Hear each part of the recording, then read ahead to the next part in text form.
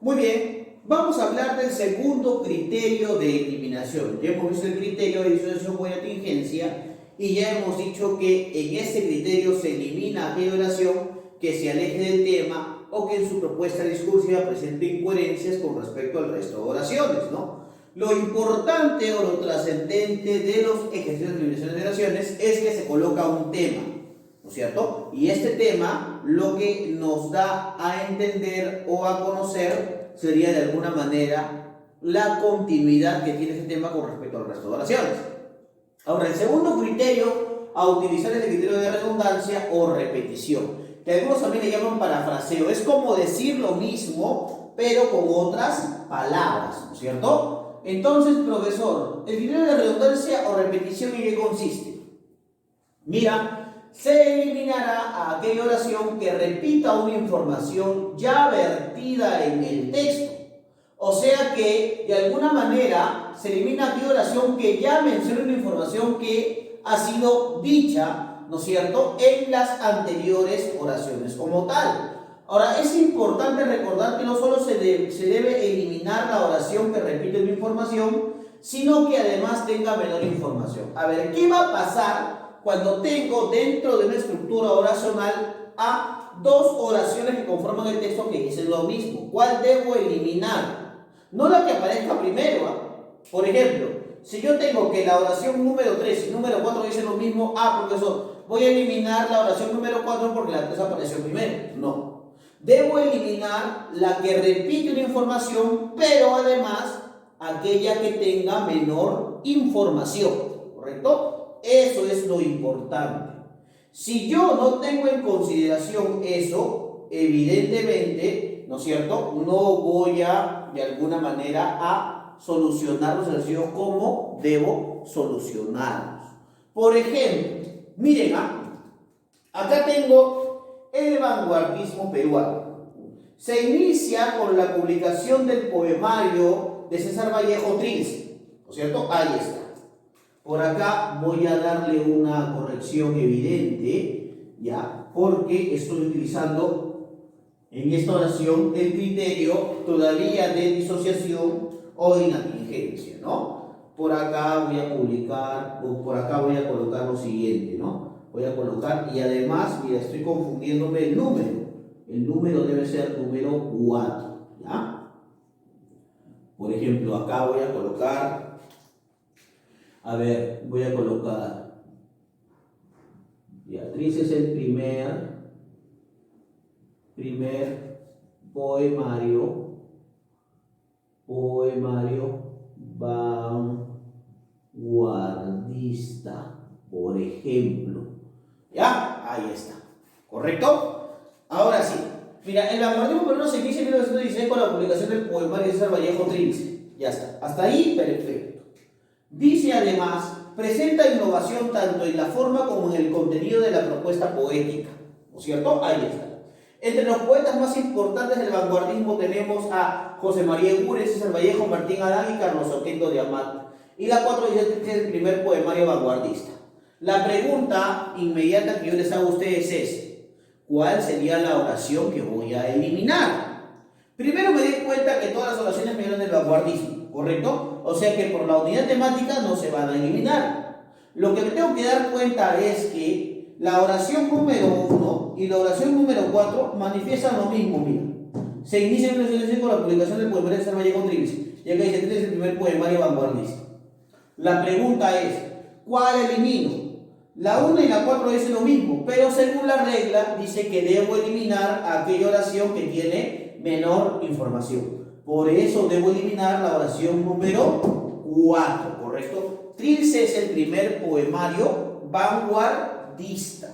O sea que la oración que voy a eliminar es la número 4. ¿Y por qué? Porque está redundando o redunda o repite la información, ¿qué cosa? La información 1, ¿no es cierto? Esto es importante recordarles a ustedes, ¿no? No basta con que repita la información, sino que esta tiene menor información y por ende se va a eliminar. Hasta el momento hemos visto dos criterios, criterio de disociación o inatingencia, y criterio de redundancia o repetición, ¿correcto?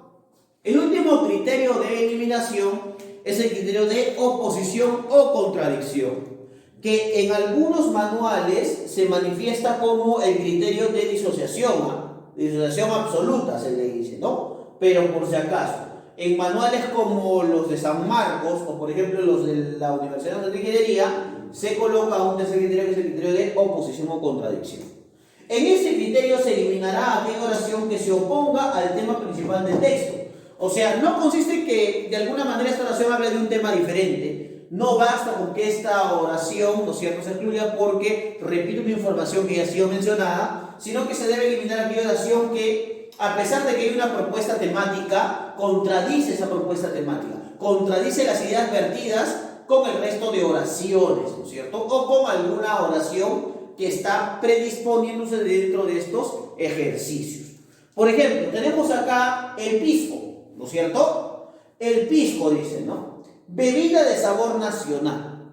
Se produce por la destilación del alcohol y del típico sabor de la uva, dice, ¿no? Tenemos mucha variedad de piscos, ya que por lo mismo existen diversidad de tipos de uva, ¿no? Ustedes saben que está el pisco cholado, el pisco moscatel. Ustedes que son cayetanos saben, ¿no?, que hay diversos tipos de pisco, ¿no? En Chile, por ejemplo, se origina esta bebida y luego en Chile dice que se origina esta bebida y dice que después de la guerra con Chile es importada al Perú, ¿no es cierto? Y dice, es de origen peruano y su consumo data desde la época de la colonia, en donde el brigadier Maggi Junyent era aficionado a beber pisco. Pregunto yo, dentro de estas oraciones se está hablando del pisco, ¿correcto? Pero se está manifestando que el pisco, ¿de dónde es? El pisco es peruano, ¿correcto? El pisco es peruano, su origen es peruano. Acá dice, de origen peruano y su consumo data desde la época de la colonia en donde el virrey Amati Junyent era aficionado a beber pisco. Pero la número 3 dice que se origina en Chile, ¿no es cierto? Y luego, después de la guerra con Chile, es importada al Perú. O sea que, de alguna manera, el pisco surge en Chile, pero nosotros, después de la guerra, lo importamos, ¿no? Ahora, ¿cuál se debe ir? Evidentemente, profesor, aquella oración que se opone al tema principal. Si el tema principal es el pisco como bebida de sabor nacional, pisco como, de alguna manera,